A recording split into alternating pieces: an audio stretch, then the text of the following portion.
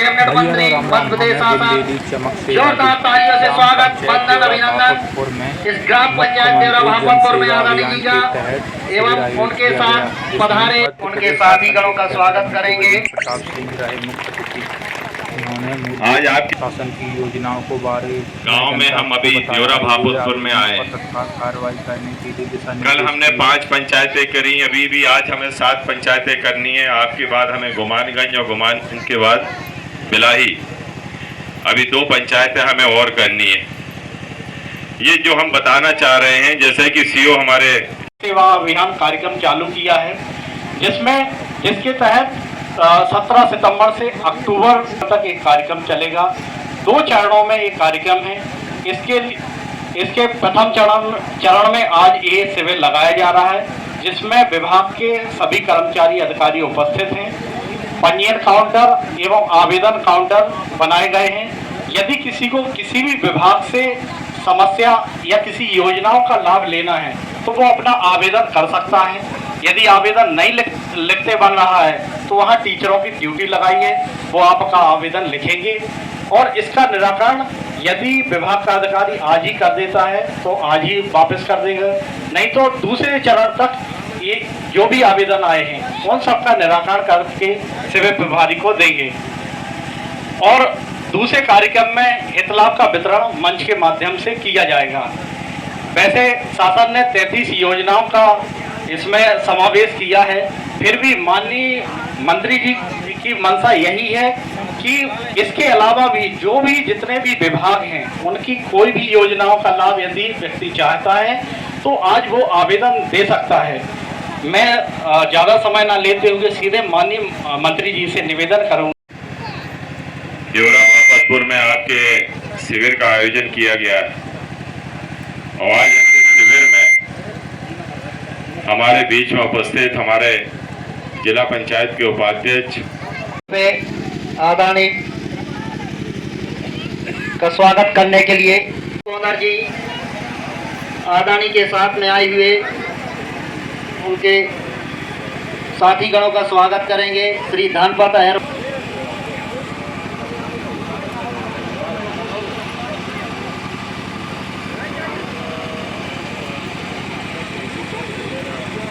एवं आदानी सरपंच महोदय द्वारा 5 बच्चे हैं।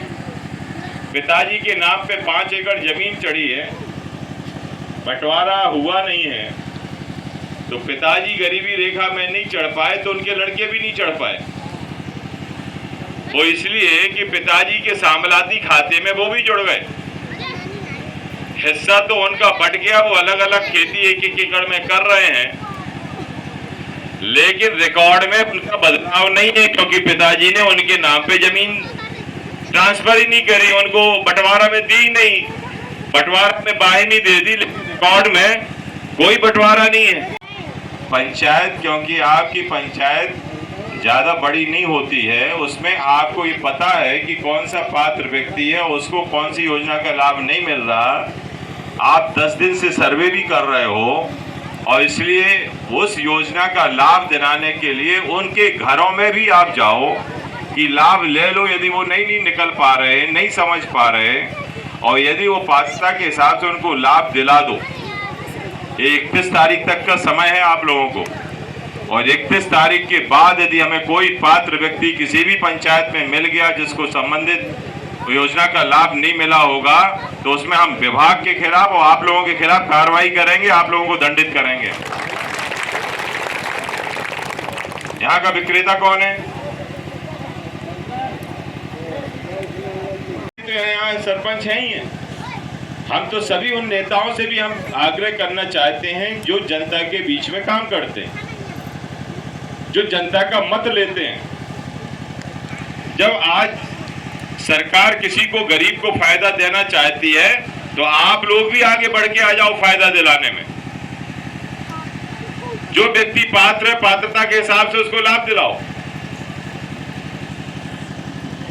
और पात्रता के हिसाब से आप लाभ दिलाओगे 31 तारीख के पहले तक आपको वो लाभ मिलेगा भी। और जिसको पात्रता के हिसाब से यदि उसको लाभ नहीं मिला तो वो पर्ची लेके आप हमारे पास आ जाना, जो भी पात्र हितग्राही है।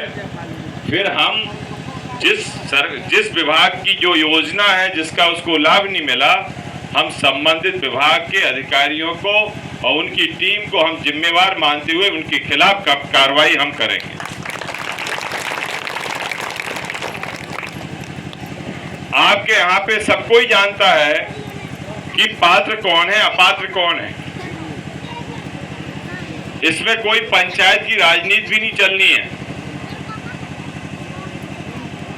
देखो, सरकार की योजनाएं बट के नहीं आती हैं कि इसने भाजपा को वोट दिया है तो इसको दे दो, इसको नहीं दिया है तो इसको ना दो। ऐसा तो है नहीं।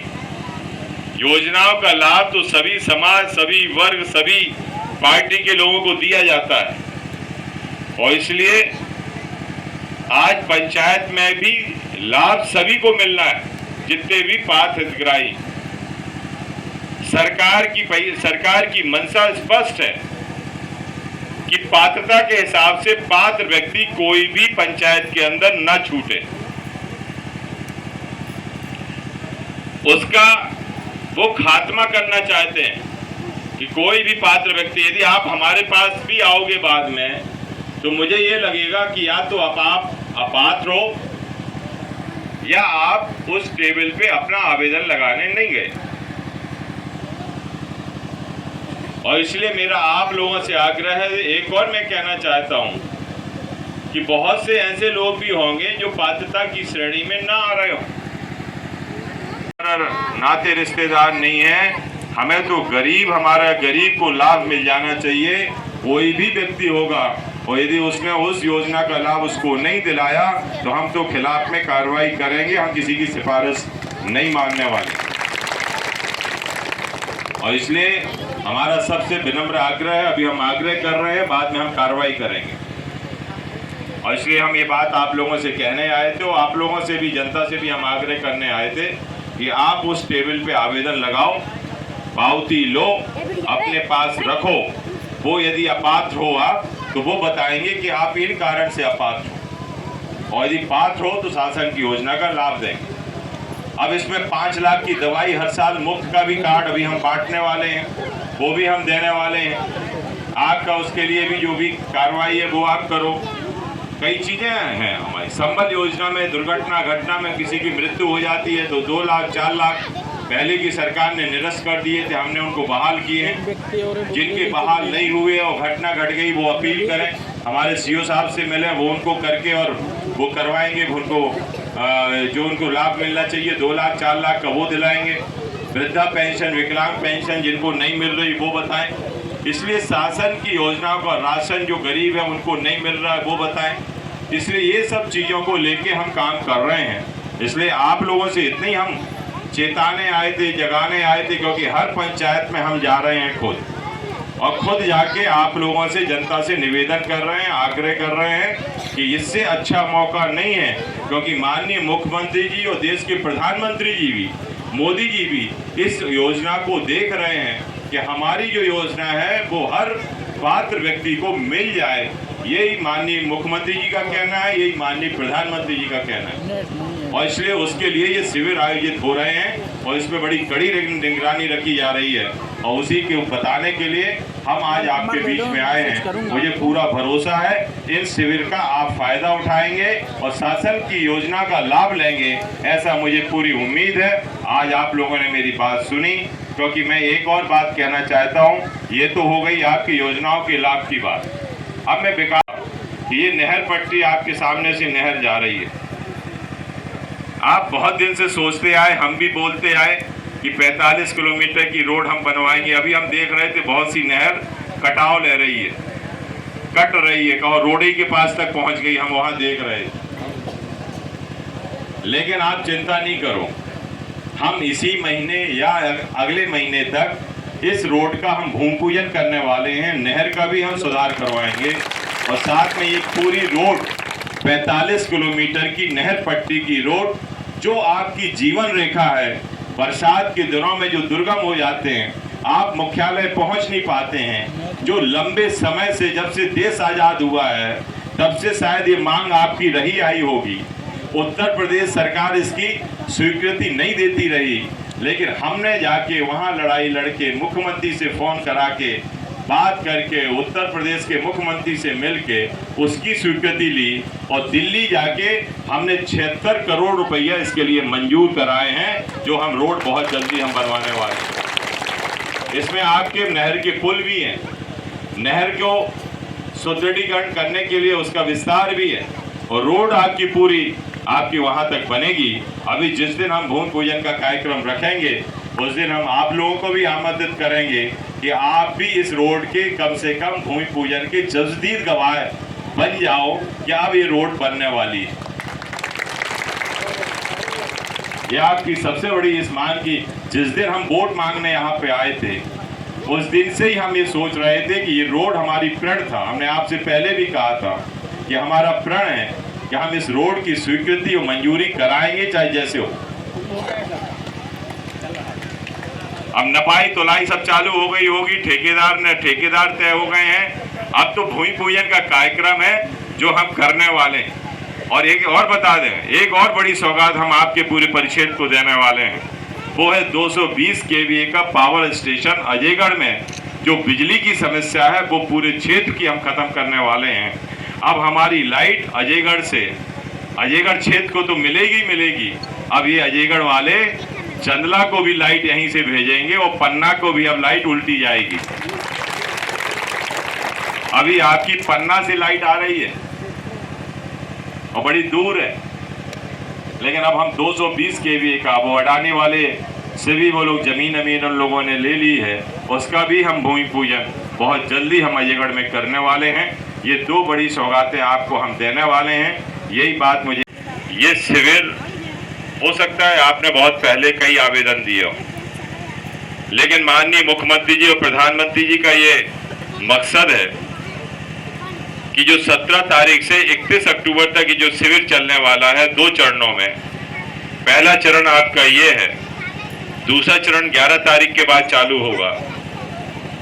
इसमें शासन की 32 योजनाएं, 33 है लेकिन एक वो नगर की है, 13 विभागों से ऐसी 32 योजनाएं जो हमारी शासन के हितग्राहियों के लिए, गरीब लोगों को देने के लिए चल रही हैं, उनका लाभ पात्र व्यक्ति को पूरा का पूरा मिल जाए, एक भी व्यक्ति बकाया ना रहे, इसके लिए हमने ये शिविर लगाए। और इसके लिए हम ये भी कर रहे हैं, आप लोग भटकते थे दफ्तर के चक्कर काटते हुए, आप लोग भटकते थे जनप्रतिनिधियों के चक्कर काटते हुए, आप लोग भटकते थे हमारे यहाँ आते हुए, तो हमें ऐसा लगा कि गांव का बहुत सा आदमी, कुछ लोग तो भटक रहे हैं लेकिन बहुत से लोग हैं जो गांव से बाहर नहीं जाते, वो अपने आवेदन भी नहीं देते, आवेदन वो लिख भी नहीं सकते। जब जाते हैं तो खड़े हो जाते हैं और बोलने लगते हैं कि साहब हमें राशन नहीं मिल रहा, हमें वृद्धा पेंशन नहीं मिल रही, हमें ये नहीं मिल रहा। इसलिए अब आपको आवेदन लिखने की जरूरत नहीं है, लेकिन जो ये हमारे मंच बने हुए हैं, जो हमारी टेबलें लगी हुई हैं, इस टेबल पे आपको जाने की जरूरत है। आवेदन वो रखे हैं, वो आवेदन भरेंगे, आपके दस्तखत कराएंगे और आपको पावती देंगे। और पावती देने के बाद जो आपके पास पावती है वो आप अपने पास रखो। 31 तारीख के बाद ये दोबारा कैंप लगाएंगे पहले, और वो उसका जो पात्र व्यक्ति है उसको जो सुविधा का भी लाभ मिलना है, यदि वृद्धा पेंशन मिलनी है, विकलांग पेंशन मिलनी है, विधवा मिलनी है, या आयुष्मान कार्ड मिलना है, संबल मिलना है, किसान सम्मान निधि मिलनी है, या अन्य और ऐसी हमारी 32 सुविधाएं हैं, जो जिस चीज का पात्र है उस चीज की पात्रता के हिसाब से उस व्यक्ति को 31 तारीख के पहले वो लाभ देगा जैसे आप आवेदन लगाओगे। जानकी अहरवार,